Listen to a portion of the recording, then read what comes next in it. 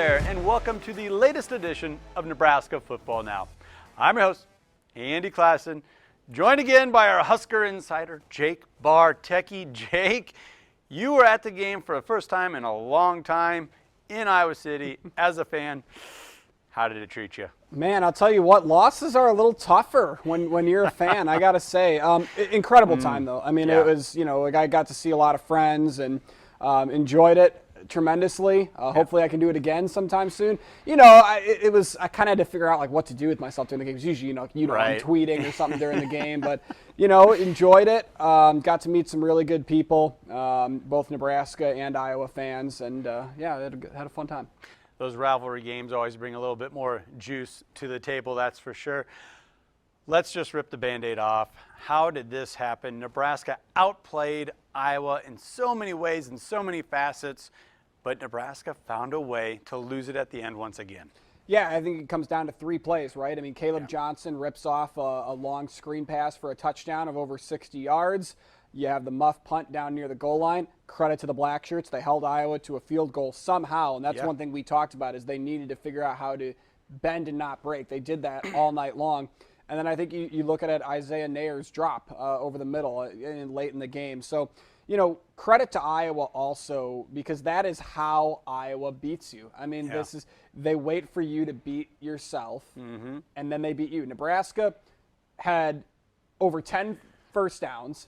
They had held Iowa to 0 for 10 on third down. Yep. It's just how this team beats you. And, the Caleb Johnson run, I was talking to the guys I was at the game with. I didn't actually feel that upset about that because you held one of the best running backs in the country to 40 yards. At some point, he was going to either rip off a long run or rip off a touchdown, find the end zone some way. I actually wasn't too upset about that, but, Nebraska figured out a way to screw another one up. You said it last week on the program that Johnson, number 2, was going to get a play or two, and he really only had one play. Right. It was just a devastating play late in the game. And then it also, taking lemons, turning it into lemonade, the defense held strong, forced that field goal. Nebraska was still on top at that point. Was this more on the offense and its inability in the second half, or was it the special teams? There are so many fingers to point at. Coaches, whatever you want to say, but I have a real tough time putting this on the defense. Oh, the defense was awesome. I thought the front 7, particularly the front 3, you could throw James Williams in there as well. I thought they played outstanding. And we talked about it. This was a game, if you pointed at one where the defensive line needed to have their best game, I thought it was that. I mean, I thought they played great against Iowa. Again, held Caleb Johnson to 45 rushing yards for the entire game. The defensive line was outstanding. The secondary I thought was okay. Malcolm Hartzog played much better. Get-back game for him. It was good to see that. The tackling was not great in space. You saw that in the Caleb Johnson run. The offense and the special teams, I look at it at the special teams for this because you have the muff punt. You had a missed kick from John Hull. You allowed a long punt return as well. You should have probably just kicked it out of bounds. And the difference really, if you look at Iowa's special teams as accordance to Nebraska, there was quite a discrepancy. Iowa was clean. They didn't turn the ball over on special teams. And then Drew Stevens knocks through a 53-yarder for the win, which, also impressive because it was like 15 degrees out, 50-yarder in the cold, snuck it through, and Iowa gets another one. Yeah, it looked short, but it wasn't. Got right in there. Just so many things there. And it was kind of like, well, we lost sight of the special teams because they were good enough for a number of weeks there. And then as soon as you kind of stop keeping an eye on it, that's when it creeps back up. And give Iowa their due. That's why the mathing wasn't mathing out. We were talking 2-1 time of possession for Nebraska, winning the turnover battle earlier in the game, all these key components. And still, Iowa comes out with the 4th time out of the last 8. It's uncanny. It's just uncanny. Walk-off, field goal, or win by 3 points. So much for chasing 3, right? Yeah, no kidding, no kidding. The other thing is I thought Dylan Raiola made some nice throws. Yes. He had some English on some of them. Yeah. But again, look at the first drive of the game. Isaiah Nayer splits the safeties down the seam, wide open at the 15-yard line, and Dylan overthrows him again. So continually talking about Dylan needing to just kind of take a breath, stop throwing off adrenaline, because I think that's what it was. The other thing I also would say is I think he needs to figure out how to pick up blitzes better. I think he was reading the protection and the blitz wrong, and he got hit blindside a couple times because we got sacked 4 times again. Yeah, he's still a freshman, still a young quarterback learning the way, and this was a tough environment to play in for any quarterback. Well, unfortunately, a lot of the headlines went to things that happened off the field or before the game or after the game. Yeah. Let's start right there. You saw Twitter or X being lit up over our head coach, Matt Rule, disrupting the walkthroughs when he was just taking his lap around the field. What did you make of that? And then also, of course, the big one, Nebraska captains not shaking hands during the coin toss. Yeah, so the handshake for me, I'm curious your take on it too, but I look at it in the respect of I'm not offended by it, but I don't love that they didn't do it. Now, again, I wasn't bothered by it, but should they have shook their hands? Maybe. Right. Now, what I will say about this, though, is Iowa, I think, is completely within their right, especially since they won. Sure. To kind of make a deal out of it for Nebraska. You know, the old saying is to the victors go the spoils, right? And I feel like Iowa is completely within their bounds to make Nebraska know they didn't like it, make them say that the win was all because of that, even though it may not have been. So that's where I fall on the handshake deal. Yeah. As far as the lap goes, I thought that was kind of soft on Iowa's side because I do know for a fact Matt Rule does usually take a lap around, or at least a half a lap around the stadium for road games. You know, if that video we saw was actually what the lap was, I think that was not, I mean, what's he supposed to do? Like stop and just wait for the guys to warm up, go around? I mean, I think there was no right answer that he just was doing his thing. I thought that was weird. As far as that goes, and even the police out on the field not allowing the team to have their prayer at the 50-yard line, there's a whole lot of nothing about nothing. Yeah. But I will say with the handshake, I was disappointed in our captains and our team in general here that we try to play this mantra that we're Nebraska nice, that we're going to take the high road, we're going to play above it, and we didn't do that. Right. We actually stooped to Iowa's level, in my mind, and we played their game, and we got bit by it.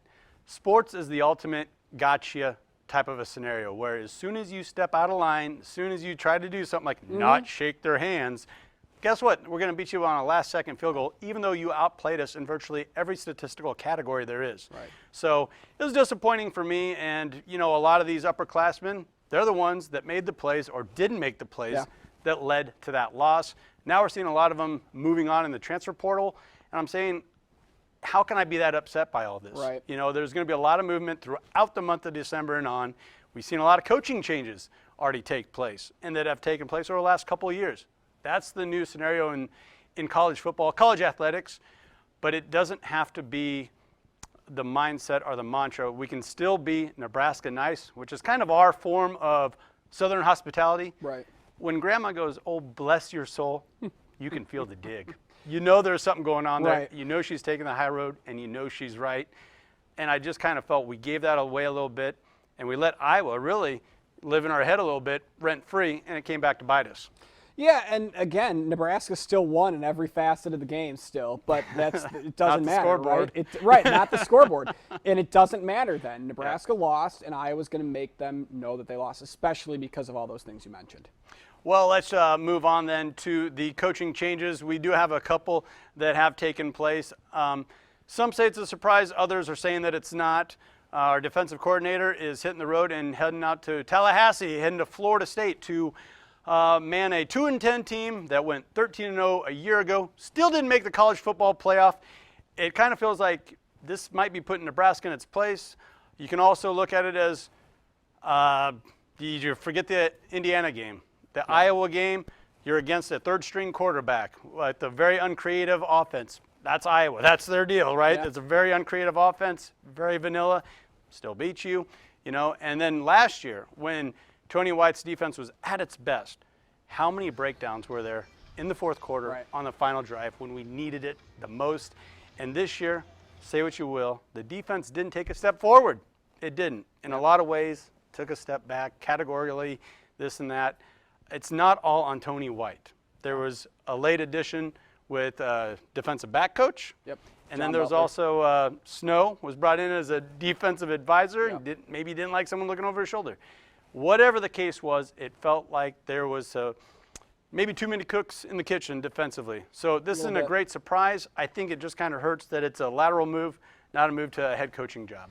Yeah, and I was a little surprised by the move because of where it was. Of course, we haven't seen the numbers yet. I mean, we're recording Tuesday morning, and maybe we will hear it by the time many of you see this. But we haven't heard the financials Right. yet. So maybe That's true. Maybe they paid him a lot. You know, I heard rumblings of this not long ago, and I didn't really pay much attention to it because I didn't see Florida State being up there. You know, Syracuse guy, UCLA guy, you know, those I could see. But I also don't know if it's a lateral move simply because what you said, they were 13-0 and almost made the playoff last year. But they didn't. But How they can didn't. you win 13 games And then go to 2. Yeah. and then lose your bowl game 63-3 to Georgia? Right. This year, lost their final game to an in-state rival, Florida, Yeah. very average Florida team, by 20 points, 31-11. Right. So it's just like it's less than a lateral move if you ask me. Nebraska's ascending. We're on our way up. So Yeah. I think that's where a little bit of the confusion comes in for a Nebraska fan that was just kind of looking at it from the outside looking in. Yeah, and I understand that too. I mean, you know, especially because you had 2 top 20 defenses in your Yeah. first 2 years here. Now, I was not surprised that he stayed for at least another year when he re-signed last year. I think the bigger blow in some of this is if Terrence Knighton really does go with him, because that defensive line long term looked like it was probably going to be one of your best groups. You know, you think of the guys that were there this year: Ty Robinson, Nash Hutmaker, Jamari Butler. Butler hit the portal. You know, those were you know a stacked defensive line. Sure. We talk about the front 3 and 4. James Williams, Yeah. another one who's really Yeah. strong, who didn't play much. Right. Riley Van Poppel. I worry about some of those guys. You know, in not only will they hit the portal or not, but the development as well, because he had a good relationship with a lot of those guys. He really did, and you could tell that those defensive linemen were playing for their coaches, playing for something more. That's yet to be seen what kind of an impact that's going to have. Some good news, Dana Holgorsen, the offensive mastermind, Great news. signed a 2-year contract. I think in his short time at Nebraska, we saw some really good things, some promising things, especially with a young quarterback that's going to be stepping into year 2. Yeah, I mean, Nebraska had their highest scoring total in just his second game with the headset. So I think that's a really good move. And I think it gives him time to maybe craft an offensive staff that he wants. And we have not heard of the comings and goings of anyone on that staff, at least yet. But I think you look at what he's done with some of his other staffs as head coaches, he usually has built pretty good support around him. And I think he'll have Dylan Raiola at the front of his mind for a lot of that. What coaches, what plays, what play style, what scheme is going to give Dylan Raiola the best chance to be really good in year number 2 and maybe year number 3, because you kind of felt like Dylan regressed a little bit throughout the season. And I think, you know, you saw a really good quarterback in those first 4 weeks, and then you sort of saw him, like we talked about earlier, not pick up the blitzes, errant throws, forcing it a little bit, not running when he should run. I think Dana Holgorsen is going to do everything in his power to try and get him the weapons he can, because he knows the potential that guy has. I'm also excited about the fit. I mean, a guy like that with that type of a tenure, offensive guy. And we also forget Matt Rule's a defensive guy. So that's another thing that, for me, kind of lessens the load or the impact that losing your defensive coordinator might have compared to maybe losing an offensive guy. And you're actually bringing in my estimation, one of the best in the nation in Coach Holgorsen. Right, and experience too, right? I mean, Yeah. this is the thing, and nothing against Garrett McGuire or any of those guys, but they had not had head coaching experience, many of them, especially at the Division I level. Right. Dana has, you know, I mean, West Virginia, Oklahoma State, Houston, all those places where he was a major part of the play calling and the leadership. I think that's underlooked at. I would have to agree. Well, you know, since we're on this positive trend, let's keep it going that way. Nebraska did make a bowl game. A lot of different bowls have been courting Nebraska ever since they got that 6th elusive win. What's the latest you're hearing? Well, I mean, I've heard a few bowls kicked around, and they're all kind of the bowl games you hear 6 and 7 win teams go to. I've heard a lot of chatter about the Pinstripe Bowl. You know, you could play Duke or Boston College there. They've only played Duke once, and it was in the Orange Bowl in 1955 Duke beat Nebraska 34-7. Never have played Boston College, however. I've also heard a little bit about the Rate Bowl, the Guaranteed Rate Bowl down in Phoenix. Not sure who they would play in that one, but I've heard that that's a possibility. And then the Duke's Mayo Bowl in Charlotte. The interesting thing about that is that would be a Matt Rule reunion. Would Nebraska kind of want to do that? Well, I think anything to drum up and also allow some fans to get out one more time and cheer on the Huskers. Roster's going to look a little different. We know that. But I think that's, once again, a welcome change moving into next season. We're going to get an opportunity to see some of these younger guys, underclassmen, now moving up into that starter role or more significant playing time. Yeah, you think so. I mean, and I think this is college football in 2024, right? Yes. I mean, it is a cruel, cruel world. And my message to Nebraska fans also would be, don't panic when you see guys leave. I mean, by the time this airs, there probably will be other players that have left and people are a little upset or disappointed. It's just there's no promises anymore in college football, especially with the roster being cut down to 105 starting next season. There's no promises, and this is going to happen. So take a deep breath, enjoy the ride. It's going to be a roller coaster. Trust in Dana Holgorsen, trust in Matt Rule. They'll hit the portal hard. You sound like Aaron Rodgers. Relax, right? R-E-L-A-X.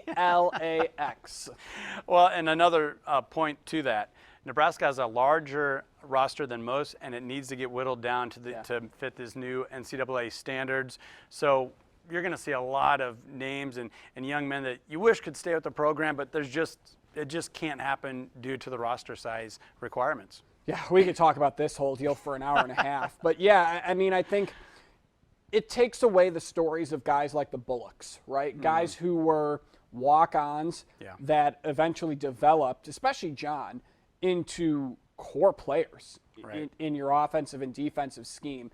And, you know, it's going to kind of turn the college football into more like the NFL. And like it, love it, hate it, dislike it, it's just the reality. Couldn't agree with you more, Jake. Well, Jake, thank you once again for swinging by and sharing all that wonderful information with us. And thank you for joining us on another edition of Nebraska Football Now.